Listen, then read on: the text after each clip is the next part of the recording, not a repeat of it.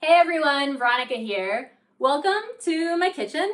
This is going to be basically my greenhouse and seed starting space for the near future, definitely for this season. I don't have anything like that set up outside where I live now, but I wanted to get started on a couple of things and decided that this is probably very similar to how a lot of people are growing at home, how a lot of you guys are growing at home. So we're in this together. I'm going to have the sort of basic budget lighting and heat mat setup. I'll put those links inside of the description below.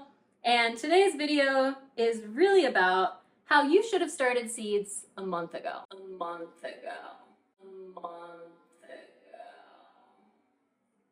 No, I'm just joking. Actually, I haven't started any seeds myself. It's just too early in Zone 7 to really start. And with the exception of a few perennial herbs and really long season fruits or vegetables that take a while to get going, it doesn't make a lot of sense for me to be starting my annual vegetables and herbs this early in the season. Really, unless you're within like 4 to 6, maybe 8 weeks to your last frost, then you're just going to have oversized seedlings that are probably not getting enough heat and probably not getting enough light, and you're going to be juggling them until you can get them outside to harden them off. Odds are that they're not going to be, or there's a chance that they might not be as healthy as if you just started them 4 to 6 weeks before your last frost. And they may not actually be more productive any sooner than if you started them 4 to 6 weeks before your last frost. So if you're feeling a little behind, today's video is for you. You're not behind on seed starting unless you're in like zone 10, which you can just grow year round. But for the rest of us, zone 7 and down, you're not behind yet. So this is going to be a two-part video. First part, we're going to focus on bare root, corms, bulbs, things like garlic, rhubarb, anything that you'd buy in a bare root format, and what I do with them when I get a little bit ahead of myself. So I have a tendency to buy lots of bulbs and things, thinking that, oh, I'll get them planted when I get home, and then a week goes by, and then 2 weeks goes by. And then that really healthy bare root that I carefully selected at the nursery is suddenly really dried and shriveled. So we're going to cover that in this video. If you are looking for my updated, easier propagation methods for cuttings, that will be the following video. I recommend sticking around for both. Okay, so with these bare roots, I grabbed just a couple of like rhubarb and asparagus the other week when I was at the hardware store getting supplies, and they looked great. I mean, I did a video on Instagram where it was like, hey, push the sawdust around and look through if it's a clear packaging and see, does it look squishy or does it look really healthy? And this guy actually still looks pretty good. And you can see that there's like an eye or bud on this rhubarb, that the root is very firm still. It's getting a little squish, but if it's like really dried out, really desiccated, just pass on it. Find one that looks good or feels good and grow that instead. Now I have another one that did get a little squishier. It is in a jar of water rehydrating now. It's been there for like, 5 minutes, and it's starting to plump out. In that jar also is, I've been playing with spirulina lately, and I've noticed, or at least I feel like I've observed, that when I add spirulina to these root-soaking waters, that the roots just look a lot healthier than when I do straight water. And my hunch on that is that spirulina is a organism that all of their life on Earth recognizes as food. Now we'll get more into that in a totally different video, and I'm going to be growing some of this, but my friend Ed sent me some powder to try out because he's been trying to get me on the spirulina bandwagon here for a while, and I am definitely becoming a fan. So these guys are going to soak for a minute in that. Now, these funny looking, they're starting to dry out again. They've been soaking here for more than a minute, so I've got to get them planted. But these funny looking little alien flower bulbs, these are actually corms, and these are Ranunculus corms. And so if you've ever gone to the nursery in like later spring, early summer, and you see these big cup-shaped, multi-petaled flowers that sort of are reminiscent of poppies, but they have like a lot more petals, those are ranunculus. And typically when you're buying them at the nursery already sprouted and just beginning to bud, they're going to be like $4 or $5 a container, like per plant. Now you can get this many Ranunculus corms on sale at the end of the season, like end of winter. There may still be some out there for about the same price, but like 20 or 30 corms. So you're saving some money there, and then you're just starting them early. These guys soaked a couple of days ago, and some of them are drying out, but we're going to get them all in soil so that they can actually start growing. And I'm going to do them in these little individual pots that I got from Bootstrap a couple years ago. All of these little pots are between 2 and 3 seasons old now, so they're holding up pretty well. I get a lot of questions about that. We're just using some Pro Mix, the like big bulk bag that I can barely carry. It's a compressed like giant bag though. And so we're just using some of that. It is a very basic sort of potting mix. It has a mycorrhizal inoculant in it, which can be nice for some of the roots that we're working with. And when you get it, it's kind of like dry in the bag. And so what we want to do is to rehydrate that soil mix so that we have evenly hydrated soil going in with our soaked roots, so that the soaked roots are not drying back out the minute you put them in soil. Now, we hydrate this before putting it in the containers because a lot of bulk soils and bulk potting soils tend to be a little hydrophobic in pockets. And so if you were just to put the dry soil right into your containers, what would happen is, or what could happen, is that that soil mix has the moisture that it might grab like on the top if you're watering from the top or maybe from the bottom, and sometimes that water just like runs down the sides of your container and then runs out. And there's like dry pockets around the roots that you're trying to grow that are then struggling because they don't recognize any moisture in the soil. And so if we water the soil first and mix it in a container until we get a nice squish, I'm going to get that close to the microphone, there you go. You want a nice squish on that, and not like dripping wet, but I tend to go a little bit more wet on these sorts of mixes, just so that root has a chance to sprout out new roots before interacting with more water, which if the new roots are there, then they're able to regulate the soil moisture content a little more effectively. And then when you go to add more water later, if you're watering from the bottom or top, it does not rot out those roots. So that is the goal, is to have healthy roots that grow almost immediately because there's ample moisture. My watering can does not hold enough. Oh, that's okay, because I got these emergency half gallons and keep on standby just in case the pipes freeze. Always good to have a little bit of drinking water, and even better to do it in glass where you can use it while you're doing your seed starting and then put fresh water in. So your emergency water situation is always a little fresher than water sitting around for like a couple of years, because I can't think of anything worse than drinking water that tastes really foul because it's been in a container for a long time. It's probably not healthy anyway, but I digress. So we are going to take the soil mix, and I'm just going to fill all these containers up like 2/3 of the way on these guys. And I won't do the whole tray right now for the sake of time, but I'll do what you can hopefully see on my zoom in camera there.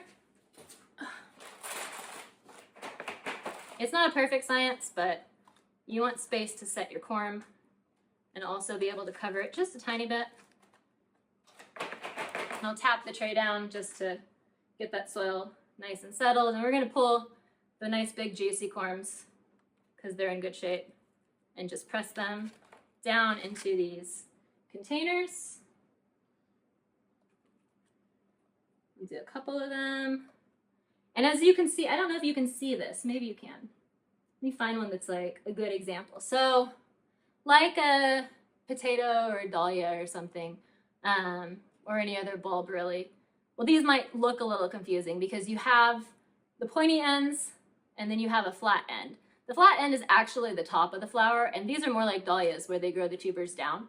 So you want those pointy ends sticking down, as opposed to like a narcissus bulb where you'd want the pointy end sticking up because that's where the plant comes out. So what you're looking at here is the root, and what you're looking at here is the root, and that might feel a little confusing until you actually see it sprout, and then you'd be like, oh, okay, and not get it upside down. If you plant it upside down, it might still like work its way around, but it's better just to plant it with these guys, with their little roots facing down. And so you'll see I have them just like that, where they're just pushed in there, and then I'm going to steal some soil here, and I'll just lightly cover the top of that crown. I don't want to cover it too much because there is a basal plate situation going on, and if the top part, this one still has a little bit of that attached. If the top part of this is soaking wet, and this is why we just really well hydrate our growing medium, we don't top water these guys. I generally water most of my plants from the bottom, just because there's stuff like this where you have this plate and this crown area that will rot out if it gets too wet. So we want evenly hydrated potting soil and allowing that top to dry out a little. And speaking of, we could also do, so I have bulbs that I haven't gotten in the ground yet. I'm actually planning on going out and just doing like massive furrows and throwing a bunch in. But if you have a handful of them and you're like, oh, my ground's frozen and I can't plant these, and they're starting to look a little squishy or feel hopefully not too squishy because that means they're long gone. You can also do these, just like narcissus or daffodil, in, these are kind of small pots for it, but you could do it in this size pot. And then once it's sprouted out, and once most danger of frost has passed, you can then take that sprouted version and put it outside. But at this point in the season, in February, if you have bulbs and bare roots still hanging around your house, they need to be in soil. Like one way or another, they need to be in soil, or they need to be stored maybe in like damp sand so that they don't just start really drying out, because they want to grow. It's that time. A lot of them are grown in places like Southern California, and they're on that cycle. So get them in some soil, even if it's little pots. Another one, which will not necessarily transplant well, but is worth mentioning, and it might transplant well, is doing garlic.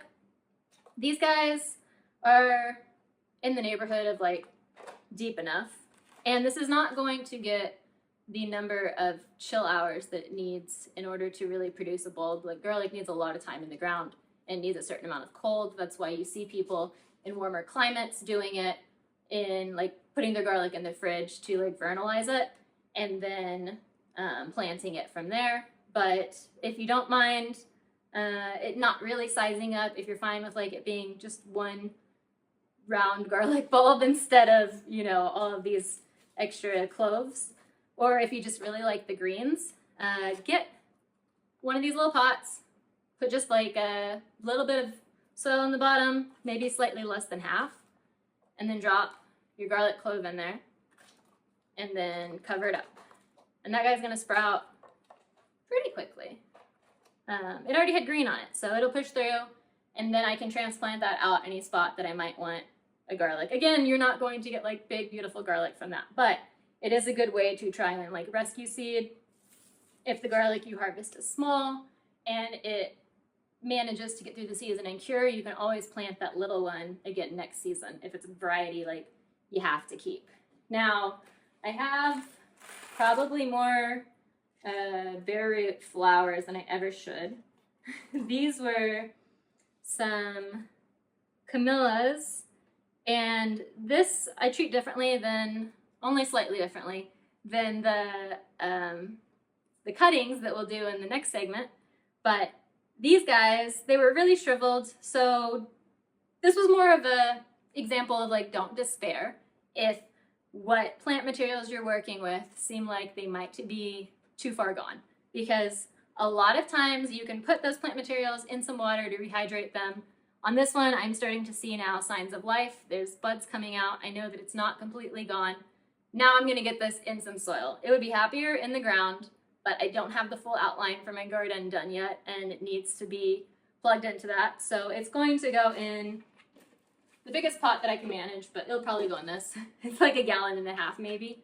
And so I'll put one of those per, just to try and like triage the situation, not lose the couple of dollars I spent on sale, like bargain bin roots, and still have like some really beautiful flowers come summertime and early fall. And most of the flowers I have planted now that are bulbs are springtime, but what's after that? Like, that's the whole goal there. So that's basically the bulbs and bare roots part of the situation. The last example I will show you, because I just want to show you how resilient the dried out varieties are. Now this only is if you bought varieties that looked good and then they dried out on your shelf. It gets a little trickier when you're buying varieties that are already dried out and then they dry out more on your shelf. Like, the odds of them surviving start to go down as they sit and dry more. So the goal is to get them home, and then if you're not putting them out in your yard immediately or your garden immediately, to get them in a pot of soil somewhere. If you have a shelf somewhere, if you have a windowsill, like, a lot of these are not wildly light sensitive at this point. I don't have one of my little drawer trays, but like, these guys fit in my organizer drawer trays really well. And those fit on a windowsill really well. And yeah, these roots are just really resilient. This is like a horseradish that I've almost let die I don't know how many times. This is why people say horseradish is invasive, because it just, like, it dried out. I keep adding water. It keeps springing back. So those guys are going to get in some soil here shortly. And if you don't have a bunch of little containers, one other thing that you can do is grab just like a 1020 tray, and then put your well-hydrated soil in there, and put all of your root things in there, all these little guys, and then just bury them enough to where your roots are covered. That's gonna buy you maybe like a week or two, depending on how dry it is inside your house or the space you're storing them, but it's probably a better option than things completely drying out. I'll do it with like asparagus roots, because these guys dry out really quickly, the crowns, if you don't have a spot where they need to go immediately. And you can see these roots are starting to get a little fungal stuff because they've been locked up in that bag, but the tops of them still look healthy. So I might trim off the fungal stuff and then just lay these out in this with some soil. Let me show you one more example of that without taking the time. So here are some bare root strawberries that I have. These are a wild variety that's been selected. I got them and they were like this. They actually have really nice roots. They're just dried out a little because they're inside my house and I have the heater going. So, but all I did was I mixed some of the potting soil with some sand, and probably about like 1/3 sand, 2/3 potting soil. And then I just made little furrows for them where I covered the roots. And that'll buy me a couple more days to a week. I might lightly mist it if it feels dry. You're not gonna wanna water this intensely if you're doing it in a tray that does not have holes in the bottom. So try it out. Let me know what you think. I'm here to help you rescue your plants when you feel like you've gotten in over your head. I am probably the most overwhelmed person I know at any given time. So if you're feeling overwhelmed by the amount of plant materials you've bought, by just feeling behind on your garden, stick around. That's kind of my sweet spot. Let's check in with this rhubarb before we go. And as you can see, oh yeah. So this one that was already kind of plump is feeling a lot more firm. This guy will need a little more time, but it's starting to firm up a little. And I see that the buds are not too shriveled or dry, so I think those guys, they have a good shot. Those will go in a gallon. Definitely gallon pots on things like rhubarb. I probably wouldn't do asparagus in anything except for like the strawberry thing, just to store it for a little while. But really, these guys want to be in the ground. So if you can't get a shovel in and it's freezing, do this. If you can get a shovel in and you're not expecting more freeze, get them outside. And if you just don't have time, at least try to triage your situation so that you don't lose your plant materials. All right, if you want to know more about the cutting stuff, stick around, move on to part 2 of this because I have streamlined the cutting propagation process, and I hope you join me. And until next time, happy gardening.